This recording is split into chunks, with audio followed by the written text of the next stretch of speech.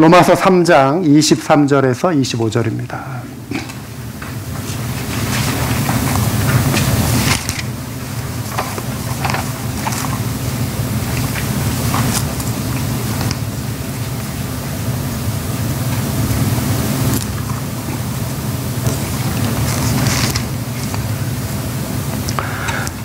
로마서 3장 23절에서 25절 우리 한 목소리로 같이 읽겠습니다. 모든 사람이 죄를 범하였습니다. 그래서 사람은 하나님의 영광에 못 미치는 처지에 놓여 있습니다. 그러나 사람은 그리스도 예수 안에서 얻는 구원으로 말미암아 하나님의 은혜로 값없이 의롭다는 선고를 받습니다. 하나님께서는 이 예수를 속죄제물로 내주셨습니다. 그것은 그의 피를 믿을 때에 유효합니다. 하나님께서 이렇게 하신 것은 사람들이 이제까지 지은 죄를 너그럽게 보아주심으로써 자기의 의를 나타내시려는 것이었습니다. 아멘.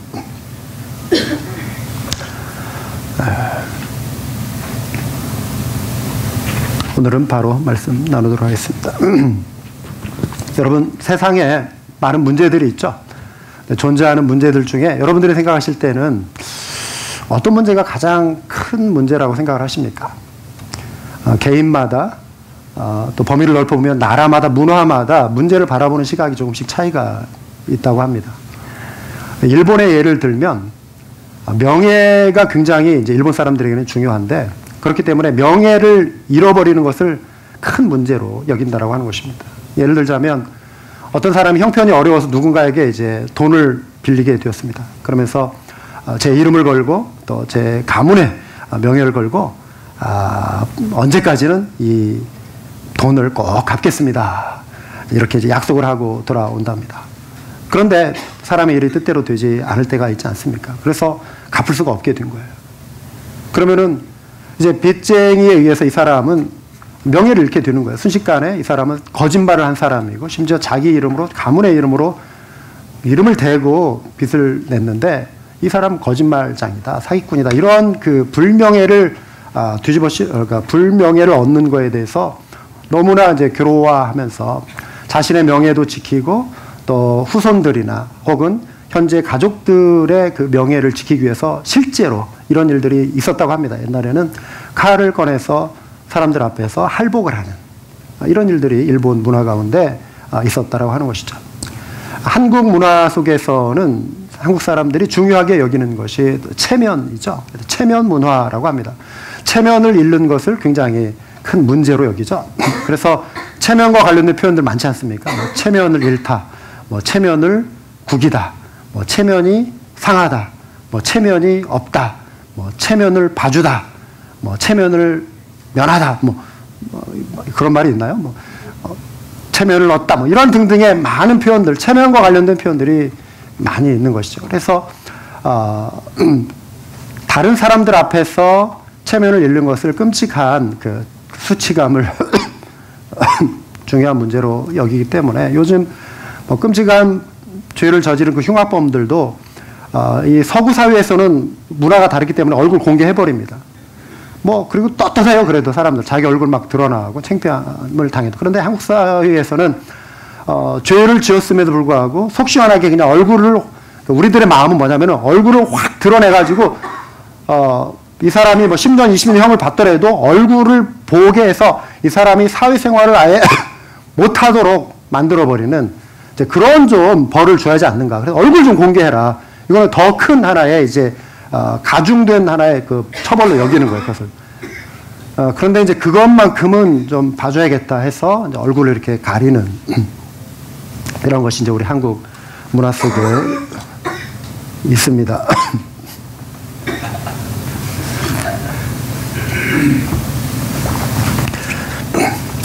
살면서 부딪히는 여러 가지 많은 문제들이 있는데요. 우리 이제 신앙의 관점에서 보면 우리 인생에 있어서 가장 큰 문제가 무엇인가? 그것은 죽음의 문제 아니겠습니까? 죽음의 문제. 근데 죽음 자체도 네, 괜찮으세요? 네. 네, 죽음의 문제도 심각한데 죽음 이후에 이어지는 그 심판, 하나님의 심판이라고 하는 것이 정말 존재한다면 그럼 이거 큰 문제 아니겠습니까? 여러분, 어느 인생도 피해갈 수 없는 것이 죽음의 문제예요. 거리에서 이름 없이 또 집 없이 헐벗고 굶주린 그 홈리스의 죽음에서부터 시작해서 또 정말 세상에 이름을 알린 유명한 정치인들, 또 세간의 인기를 끈 유명 연예인들에 이르기까지 죽음은 결코 피해가지 않는 문제이죠. 최근에 여러분 007 영화 시리즈의 두 번째 제임스 본드 역할을 했던 영국 배우 로저 무어가 89세의 나이로 암으로 사망을 한 그 기사를 보았습니다. 지난 23일에 죽었는데 뭐 한두 편 정도 여러분 보신 분들이 많이 있을 거예요. 이분의 영화 속에서는 삶과 죽음을 오고 가는 극적인 그런 연기 속에서도 결코 주인공은 죽지 않지 않습니까? 안 죽어요. 그런데 실제 삶 속에서는 그 역시 죽음을 피할 수 없었던 것이죠. 성경은 선언합니다. 사람이 한 번 죽는 것은 정해진 일이요. 그 뒤에는 심판이 있습니다. 여러분, 이거 결코 좋은 소식이 아니죠. 죽는 것도 고통인데 죽음 이후에 심판을 맞아야 한다라고 하는 거 더더욱 나쁜 소식입니다. 그런데 감사한 것은 우리에게 좋은 소식이 있다라고 하는 거예요. 성경이 우리에게 좋은 소식을 전해주고 있는데 뭐예요? 하나님이 세상을 심판하는 것을 즐기시는 하나님이 아니시라 세상을 구원하기 원하신다라고 하는 거예요. 그래서 요한복음 3장 16절의 말씀도 위대한 하나님의 말씀이지만 이어지는 17절, 하나님께서 아들을 세상에 보내신 것은 세상을 심판하시려는 것이 아니라 아들을 통하여 세상을 구원하시려는 것이다. 이 말씀을 우리에게 예수님께서 전해 주신 것입니다. 우리는 지난 8주에 걸쳐서 사도신경의 핵심 내용들을 쭉 살펴보았습니다.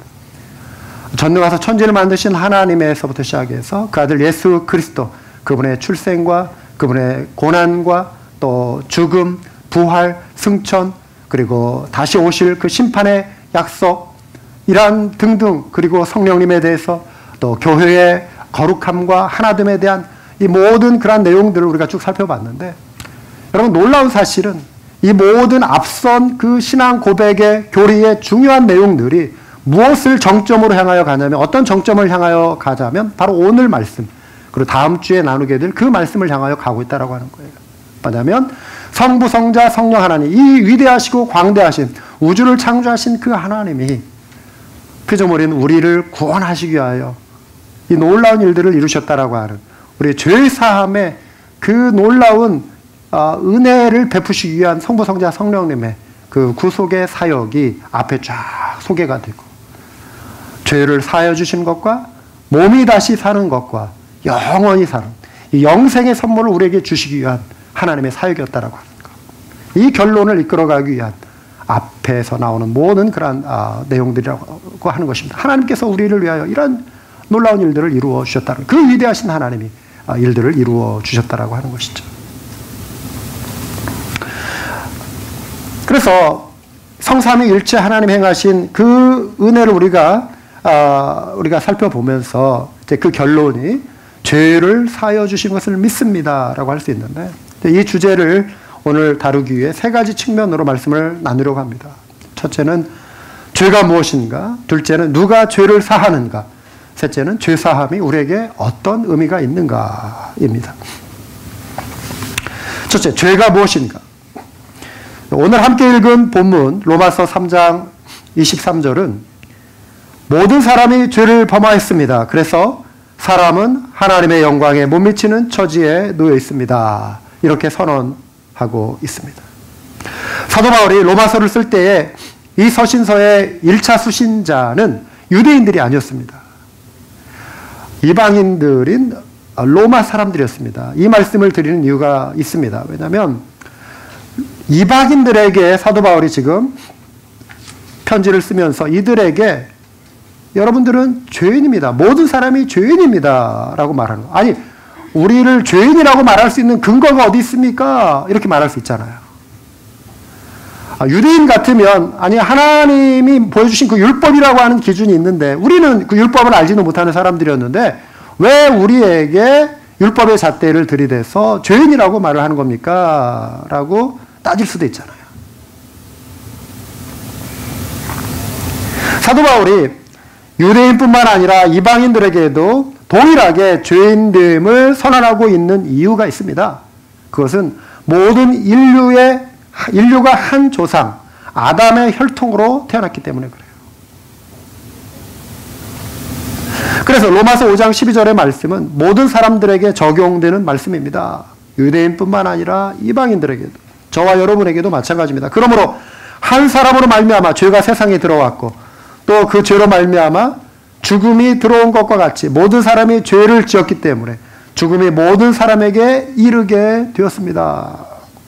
여기서 말하는 한 사람은 아담입니다. 그는 인류를 대표합니다. 이것을 신학적으로 죄의 전가라고 합니다. 그래서 아담이 인류를 대표하고 아담 안에서 우리는 이미 태어나지도 않았지만 첫사람 아담이 범죄할 때 앞으로 태어날 모든 후손들까지 그 죄를 짊어지고 태어나게 되는 그 원죄를 말하는 것입니다.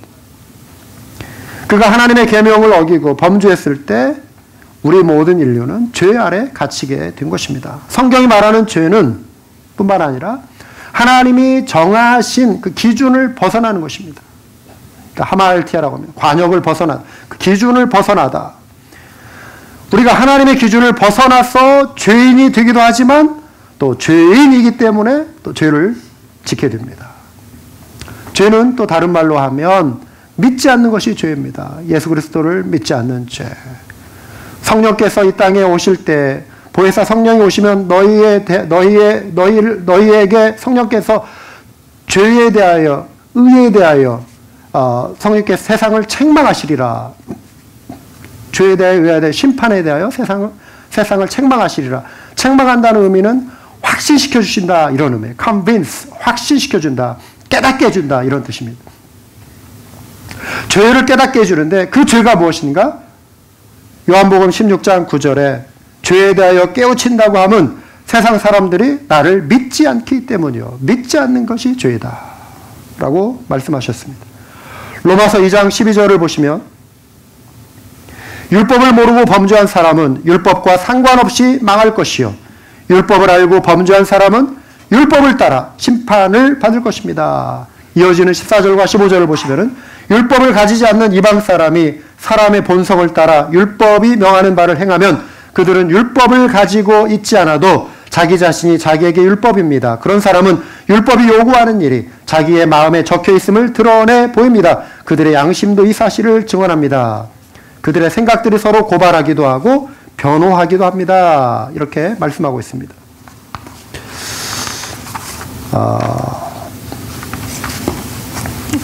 기독일보 5월 20일자 신문 기사에서 어느 유명한 목사님이 존 파이퍼 목사님 기사를 이렇게 실었어요.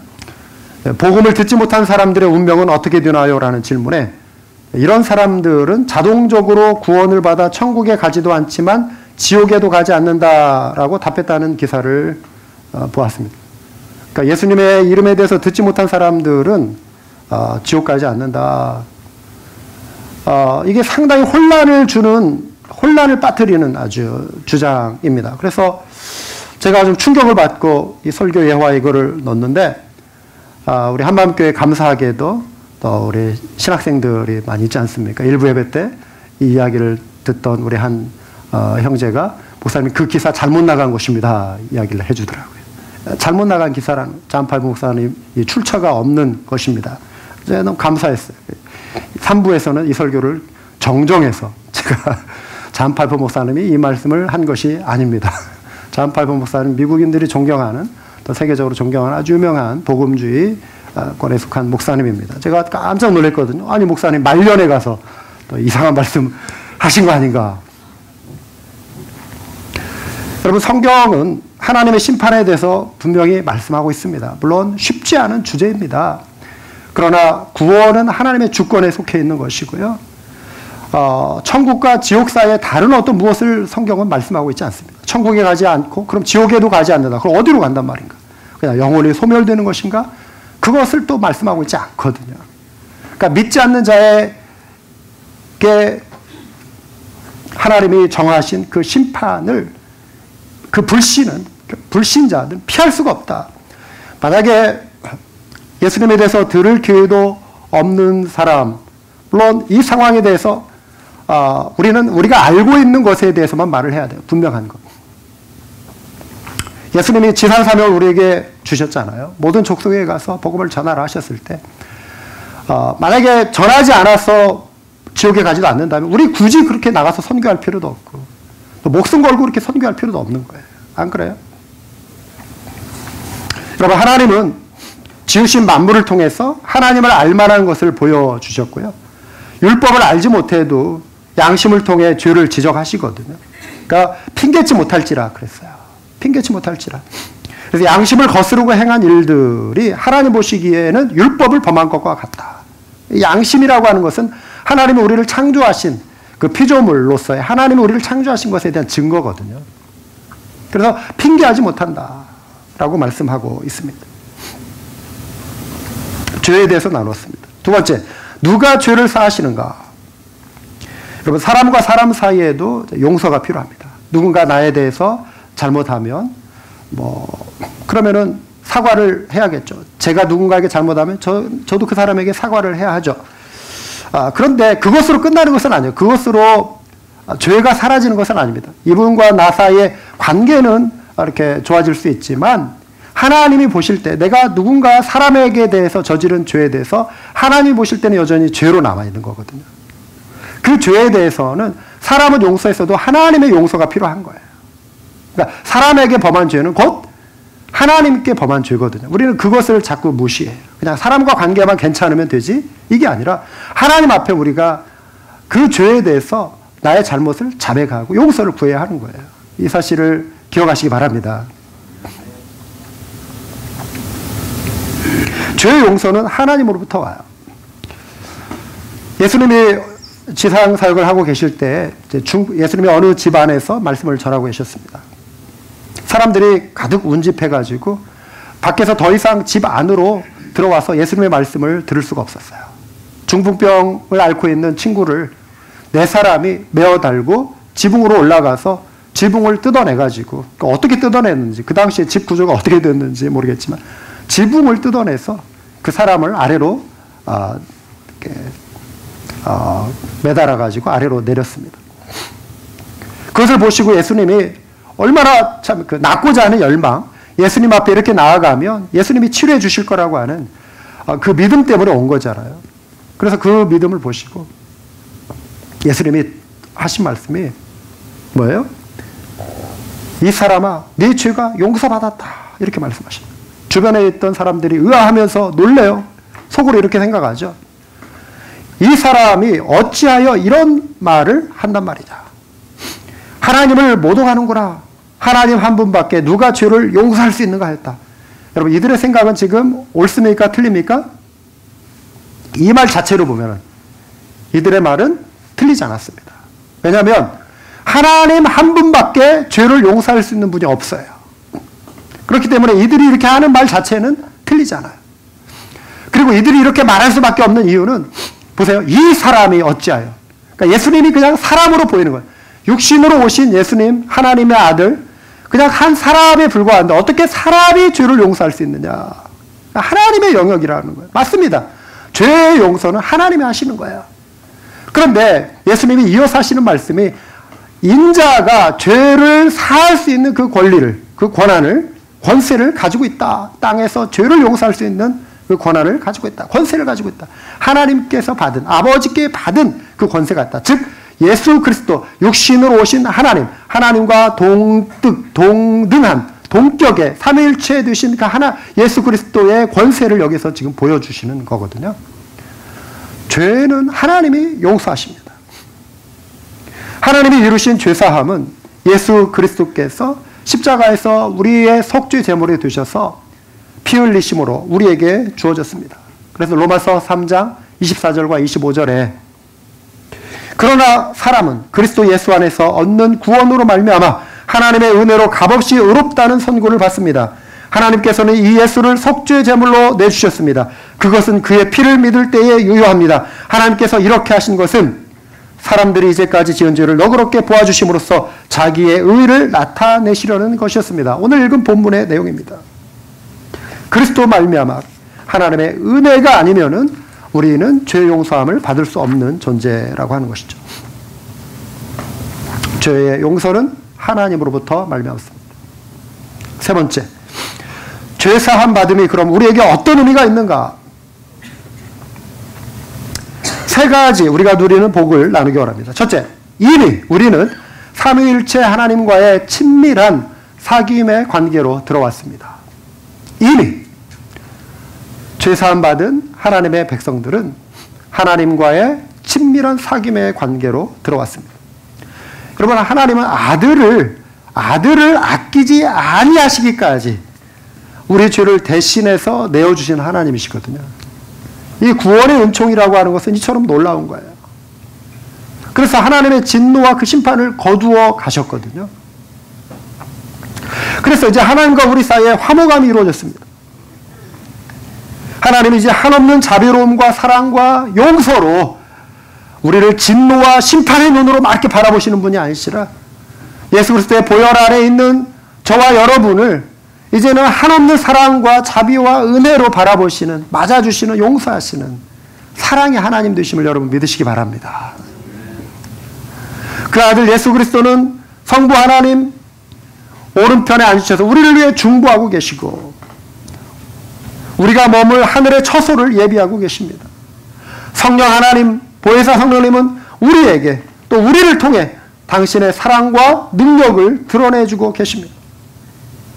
우리가 그리스도께 연합하여 성령의 풍성한 열매를 맺고 우리의 힘으로서는 도저히 드러낼 수 없는 하나님께 속한 그런 하나님의 성품을 드러낼 수 있는 그 능력을 보여주시는 분이 성령님이라고 하는 거예요. 여러분, 우리의 힘으로는 하나님을 닮아갈 수 없어요.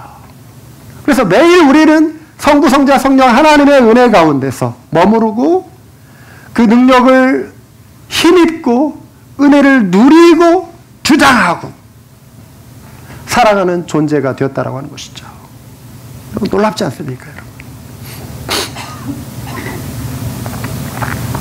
하나님은 더 이상 저 멀리 계신 분이 아니에요. 우리 가까이 계시고 아직 우리에게 내주하시고 평안과 기쁨과 감사가 넘치는 삶을 살도록 해주시는 분이신 줄 믿으시기 바랍니다. 매일 순간순간 그래서 우리는 하나님을 묵상하고 대화할 수 있어야 돼요. 예배당에 와 있는 이 잠깐의 시간 동안만 우리가 하나님을 느끼는 것이 아니에요. 우리 찬양이 얼마나 뜨겁고 감사합니까? 감동이 되지 않습니까? 우리 찬양의 그 감격대만 잠깐 우리 하나님을 뜨겁게 이렇게 느끼는 것이 아니고 말씀에 은혜 받을 때 아멘하는 순간만 그냥 하나님을 잠깐 느껴보는 것이 아니라 여러분의 삶의 현장에서, 여러분의 가정에서, 여러분의 일터에서, 학업의 현장에서 산책하실 때든 운전을 하실 때든 어느 곳에 있든지 누워 계실 때든 무엇을 하시든지 성삼일체 하나님이 우리와 함께 하시다라고 하는 거예요. 그래서 하나님과 대화하시고 하나님께 속삭이시고 하나님의 음성을 들으려고 하시고 하나님은 말씀하십니다. 할렐루야. 하나님 말씀하세요. 어제 토요일날 제가 이 본문 말씀을 준비하고 새벽에 어제도 제가 못 나왔어요. 몸이 좀 안 좋아가지고. 근데 그 민수기서의 말씀에 보면은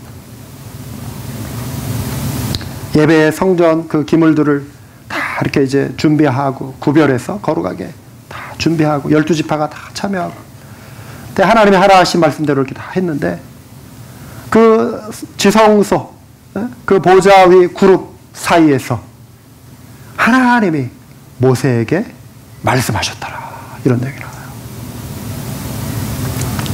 하나님이 들리는 음성으로 모세에게 말씀하셨다. 여러분, 하나님은 말씀하신 하나님이세요. 하나님은 어제나 오늘이나 내일이나 변함없이 말씀하신 하나님이세요. 때로는 하나님이 그렇게 육성으로, 이거는 뭐 우리가 일생에서 한두 번 경험할까 말까한 그런 놀라운 일일 수 있겠죠. 하나님의 음성을 내가 직접 듣는다. 이건 놀라운 일이죠. 어떤 분들은 실제로 어떤 그 음성을 듣는 분들도 있다고 그래요. 그런데 하나님은 우리가 말씀을 읽을 때 때로 이 말씀이 정말 우리 얼음의 간증처럼 살아서 활자가 돼서 움직이면서 나에게 레마의 음성으로 나의 개인에게 주시는 말씀으로 하시기도 하고 세미한 음성으로 기도 가운데서 성령님께서 나에게 음성을 주시기도 하고 형제자매들과의 대화 속에서 깨닫게 하시는 것이 또 하나님의 음성이 될 수도 있고, 설교 시간에 어느 한 부분에 대해서 찝어주는 어떠한 그 부분이 성령의 음성이 될 수 있고, 하나님의 음성이 될 수 있고, 다양한 각도를 통해서 하나님은 말씀하시거든요. 오늘도 말씀하세요. 그리고 우리가 그 말씀을 들었을 때 거기에 반응하고 순종하고 살아가는 거예요. 우리 삶이 변화되고 우리가 하나님과 더 친밀해지고, 할렐루야. 그걸 우리가 누릴 수 있는 존재가 되었다라고 하는 것입니다. 두 번째로, 장차 우리는 몸의 부활과 영생에 참여하게 됩니다.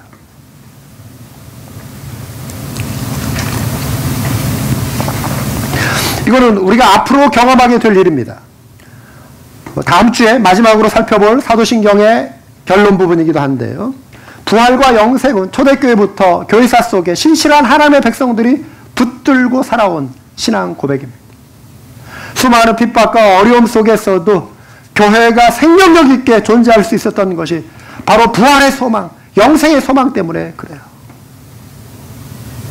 핍박 가운데서도 이들이 타협 없이 현실 속에 눌리지 않고 잠깐 살아가는 이 세계 속에 신앙을 버리고 비참하게 되는 것보다 하나님 앞에 영광스러운 주님을 맞이하게 될 그 소망을 바라보고 신앙을 붙들고 용기 있게 달려갈 수 있게 만들어준 것이 이 소망이라고 하는 것입니다.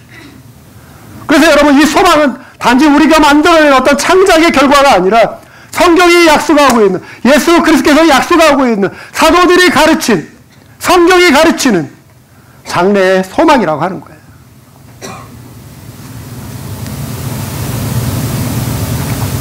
영원한 하나님의 나라냐? 영원한 심판의 자리로 나가느냐? 우리 운명은 죽음 위에 갈려질 것입니다. 네, 우리가 믿고 고백하는 신앙, 우리가 붙들고 증거할 신앙은 몸이 다시 사는 것과 영원히 사는 것을 믿는 신앙이 할 줄 믿습니다. 세 번째로, 현재 우리는 죄책감과 심판의 두려움 없이 자유로운 삶을 살 수 있게 되었습니다. 두려움이란 어떤 두려움이죠? 심판의 두려움이에요. 또 죽음의 두려움이에요. 우리 인생이 피할 수 없는 두려움 가운데 하나가 이거예요. 나이가 들수록 몸이 약해질수록 여러분 그러한 어떤 두려움들이 생기는 분들이 있을 거예요.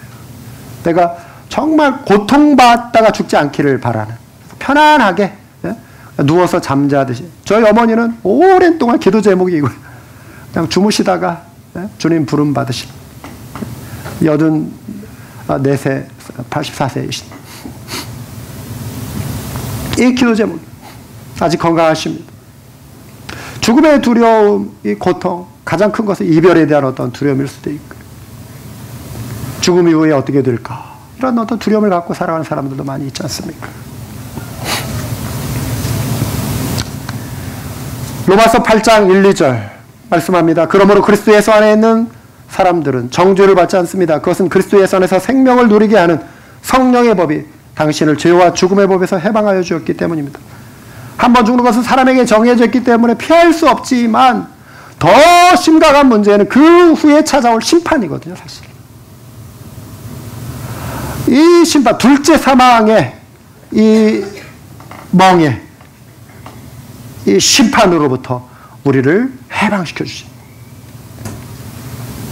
지금도 사망의 법에 놓여 있을 때는 죽음의 증세를 경험하고 죄 아래 신음하고 고통 겪고 살고 있지만 이미 우리는 해방된 존재가 되었기 때문에 믿음으로 자유하고 평안하고 감사하고 그렇게 살아갈 수 있는 존재가 되었다라고 하는 것입니다. 예수님은 이렇게 말씀하셨습니다. 그리고 너희는 진리를 알게 될 것이며 진리가 너희를 자유롭게 할 것이다. 자유롭게 한다는 말에 이 말을 듣고 있던 유대인들이 우리는 한 번도 누구에게 지금 종살이를 한 적이 없는데 왜 자유라는 말을 씁니까? 이렇게 물었어요. 예수님이 여기서 말하는 자유는 너희가 지금 죄 아래에 갇혀있기 때문이다.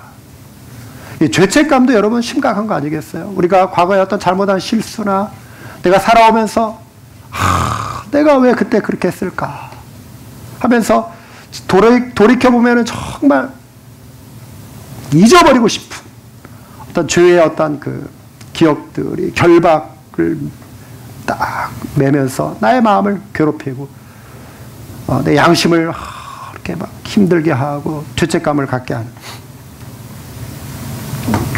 그런데 이러한 것으로부터 또 자유케 해주신다 이것입니다. 우리가 예수 그리스도의 보혈로 죄사함 받을 때 주시는 분명한 또 약속 가운데 하나가 히브리서 10장 17절 18절입니다. 또 나는 그들의 죄와 율법을 더 이상 기억하지 않겠다. 우리 하나님이 더 이상 기억하지 않으신다. 지금까지 지었던 모든 죄에 대해서 하나님이 다 잊어버리시겠다. 왜냐하면 예수 그리스도의 보혈로 피의 제사로 이미 이 죄에 대한 문제를 다 해결해 버리셨기 때문에 하나님이 다 지워버리신다. 잊어버리신다. 하나님도 기억하지 않는 것을 기억하시지 않겠다라고 하는 것을 우리가 자꾸 기억하고 그것 때문에 괴로워하지 말라는 거예요. 용서함 받은 사실을 우리가 믿고 평안을 누리라는 것이죠. 그래서 죄와 불법이 용서되었으니 죄를 사하는 제사가 더 이상 필요 없습니다. 내가 죄사함을 위해서 자백한 죄, 자백하고 용서받은 죄를 또 기억하고 가서 또 용서해달라고 이러지 말라는 것입니다. 용서하셨으니까 이제 자유함을 누리라 이것입니다.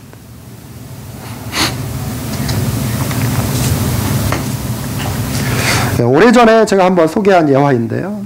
이 주제와 맞는 또 예화이기도 해서 이보다 참 그 탁월한 그 예화를 찾기가 어려울 정도로 아주 적절한 예화이기 때문에 소개하려고 합니다. 실제 이야기입니다. 한국에 계시는 그 정태기 교수님이라고 하는 분의 뭐 설교 테이프였는지 아니면 제가 책을 통해서였는지 정확하게 기억은 나지 않지만 이분을 통해서 들은 이야기입니다. 부부가 있었습니다. 남편이 이제 중동에 돈을 벌러 떠났습니다. 아내는 이제 혼자 집을 지키고 있었습니다. 외롭고 무료하게 시간을 보내던 이 여성에게 친한 친구가 찾아와서 야, 심심하고 무료한데 우리 바람이나 쐬러 가자. 나 따라와 하더래요. 그래서 친구 따라 갔더니 그곳이 어디였냐면 나이트클럽이었어요. 낯선 남자와 파트너가 되어서 브루스를 추는데 상대방 남자는 강남에서 온 제비였습니다. 사모님, 다리가 너무 예쁘시네요. 어쩌면 이렇게 다리가 날씬하십니까? 분명히 수작을 거는 빈말일 수도 있지만 오랜만에 누군가 자기의 외모를 바라보면서 이렇게 칭찬해주고 하는 그 말에 그냥 마음이 확 빼앗긴 거예요. 그러면서 이 남자와의 사귐이 시작이 되고 넘지 말아야 할 선을 넘어버린 거예요. 그런데 남편이 있는 이 부인의 입장에서 얼마나 이게 참 양심이 가책이 됐겠어요.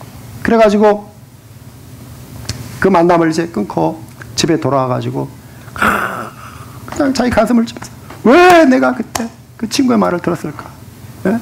바람 쐬러 가자 하는 말에 진짜 바람을 맞은 그 바람.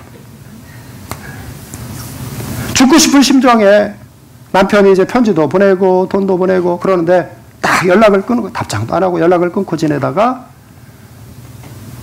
친정으로 그냥 가버렸어요. 집을 나와가지고.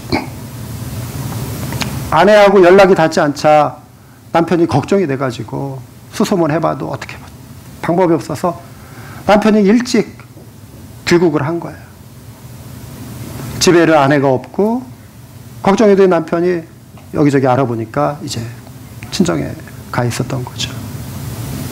찾아왔습니다. 근데 남편이 참 마음이 너그러운 남자였어요. 여보, 집에 갑시다. 제가 어떻게 가요? 저는 그러면서 이제 사실대로 괴로워하던 아내가 남편을 보면서 사실대로 그냥 이실직고를 한 거예요. 다 털어놓은 거예요. 여보, 나는 당신하고 같이 이제 더 이상 살 수 없어요. 제가 어떻게 같이 돌아가요? 여보, 당신이 그렇게 그런 일을 겪은 것도 따지고 보면 당신만의 잘못도 아니요. 당신을 놔두고 혼자 멀리 가 있어서 나의 책임도 있지 않소. 내가 다 용서할 테니 이제 우리 집에 갑시다. 남편이 하도 이렇게 적극적으로 설득을 하니까 아내가 이 남편의 마음에 그 사랑이 감동을 받아가지고 이제 남편과 함께 다시 집으로 돌아가기로 한 겁니다. 버스를 타고 참 제 집을 향하여 오는데 남편이 옆에 앉아있는 아내. 말없이 죄인처럼 이렇게 앉아있는 아내의 손을 다 내밀어서 손을 이렇게 탁 잡들어요. 그러면서 여보, 우리 지나간 과거는 다 잊어버립시다. 우리 새 출발합시다. 가다 보면 내가 아는 이곳에 가까운 근처에 아주 시원한 폭포수가 있는데 우리 거기 가서 당신과 나 시원하게 폭포수 한번 샥 맞고, 예? 그냥 우리 몸을 씻듯이 우리 마음도 그냥 샥 씻어버리고, 예? 우리 새 출발합시다. 남편의 제안에 아내가 고개를 끄덕끄덕한 거예요. 그래가지고 이제 폭포수 아래 가가지고 샥 남편도 팍 아내도 팍 하고 나온 거예요. 그러니까 왠지 좀 마음도 좀 새로워지는 것 같고 몸도 새로워지는 것 같고 그러면서 이제 집에 돌아온 거예요. 남편은 또 다시 이제 직장을 나갑니다.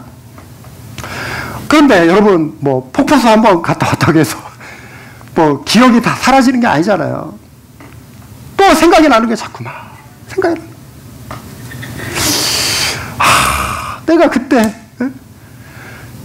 내가 그때 그 친구의 말을 듣지 않았어야 했는데, 내가 그때 그 제비의 그 말에 넘어가지 말아야 했는데,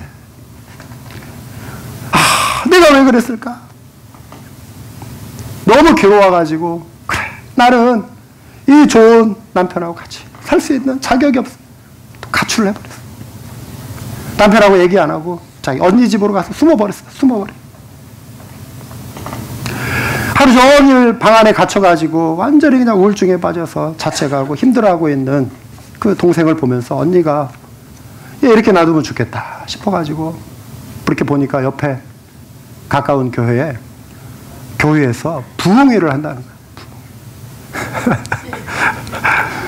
부흥회를 한다고 하길래 동생을 데리고 이제 간 거야. 그런데 목사님의 첫날 설교가 뭐였냐면, 여러분은 죄인입니다. 회개하시오. 회개하지 않으면 하나님의 심판이 있습니다. 그냥 그 한 시간 내내 목사님의 설교가 그냥 회개하시오. 심판받습니다. 이 얘기만 하는 거예요. 이 이야기만. 그러니까 그 얘기를 들으면서 너무 괴로운 거예요. 이분이. 그래, 나는 죄인이야. 나는 죽어야 돼. 나는 심판받아야 돼. 그리고 집에 돌아온 거예요. 그러니까 마음이 더 무거워진 거예요, 이제. 더 힘들어진 거예요. 그러면서 또 그냥 원망이 나다가 이제는 아니야. 내가 다른 사람 친구고 다른 사람 원망할 게 아니라 문제는 내 다리야, 내 다리. 네? 그 사람이 사모님 다리가 너무 멋지십니다. 이 말만 하지 않았어도. 그런데 보니까 왜 내 다리 때문에. 그래가지고 이 다리를 저주하기 시작했대요. 이놈의 다리, 왼수. 다리를 향해서 계속 저주하는데, 여러분, 저주가 역사한 거예요, 여러분. 이 말이 권세가 있어요, 여러분. 하반신 마비가 찾아왔대요. 막 저주하다 보니까 그 심리적인 어떤 영향에 의해서 자기 스스로 이제 다리를 확 마비시켜 버린 거예요. 자기 심리적인 작용에서 다리를 저주하니까 다리를 못 쓰는 하반신이 마비가 돼요. 문제가 더 심각해지고 있는 거잖아요. 언니는 이제 더 걱정이 되는 거예요. 아이고, 동생 이러다 죽겠네. 그런데 또 이 언니가 어떻게 하다가 어느 목사님을 또 만났어요. 그러면서 그 목사님에게 사정을 얘기했더니 한번 신방을 좀 가겠다고. 그 목사님이 와가지고 그 이야기를 다 듣더니만, 얼마나 마음이 괴로우세요. 우리 모든 인생은 이 모양 저 모양 다 죄를 짓고 사는 사람들인데, 우리가 하나님 앞에 우리의 죄를 자백하면 용서하시고 우리의 죄를 사해 주시는 분이십니다. 자매님의 죄, 연약해서 지은 죄, 우리 하나님 앞에 용서 받으실 수 있습니다. 예수님께서 우리 자매님을 위해서 십자가에 못 박히시고 부활하셨습니다. 우리 예수님을 용서하시고 죄 용서함을 받으세요. 구원받으세요.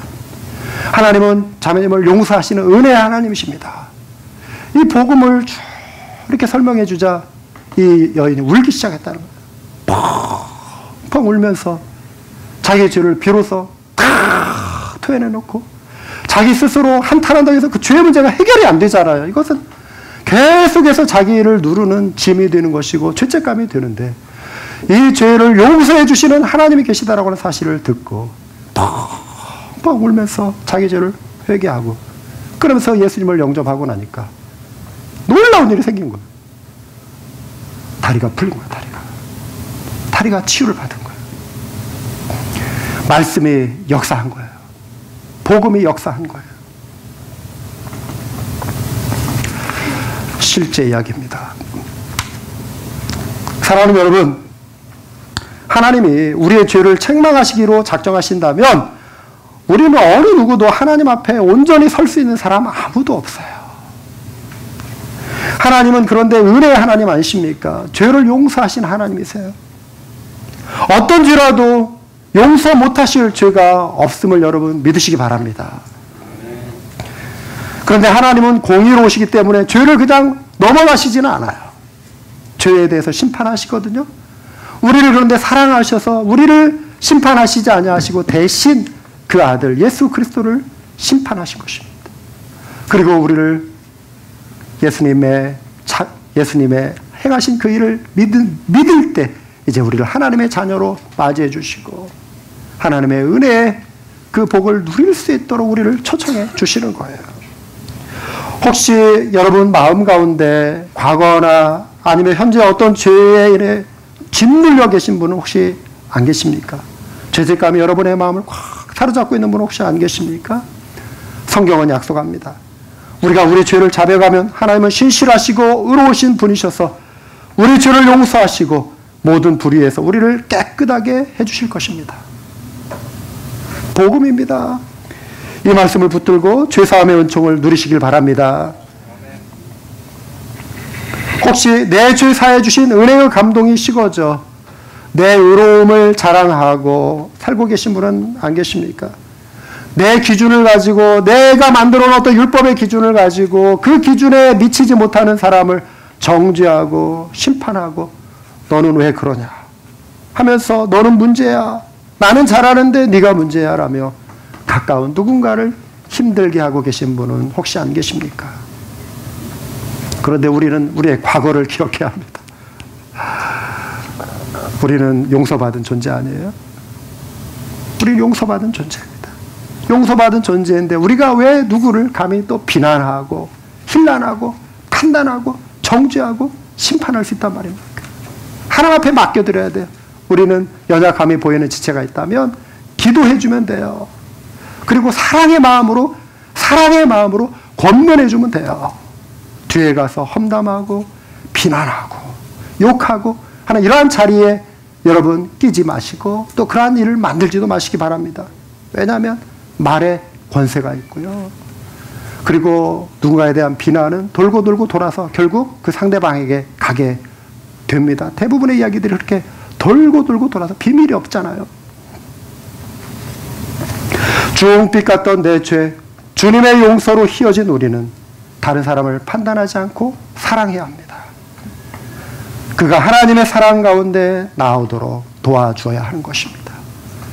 그래서 우리는 이제 이렇게 고백할 수 있어야 합니다. 함께 고백해 볼까요? 나는 죄를 사하여 주심을 믿습니다. 아멘. 우리 한번 기도하시겠습니다.